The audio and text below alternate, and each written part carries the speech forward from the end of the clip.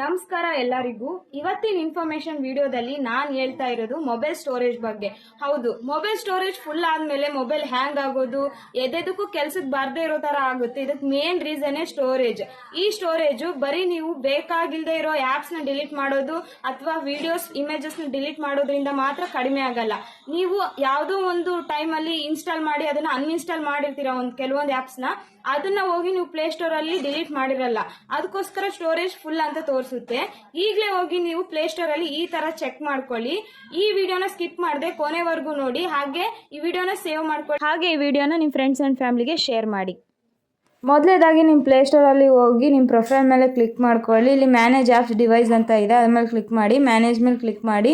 This device ಮೇಲೆ click ಮಾಡಿದರೆ not installed ಅಂತ ಬರುತ್ತೆ, ಅದ್ರ ಮೇಲೆ ಕ್ಲಿಕ್ ಮಾಡ್ಕೊಳ್ಳಿ. ಇಲ್ಲಿ ನೋಡಿ ಆ್ಯಪ್ನ ಇನ್ಸ್ಟಾಲ್ ಮಾಡಿಕೊಂಡು ಅನ್ಇನ್ಸ್ಟಾಲ್ ಮಾಡಿರೋ ಆ್ಯಪ್ಸ್ ಎಲ್ಲ ಇಲ್ಲಿ ಬರುತ್ತೆ.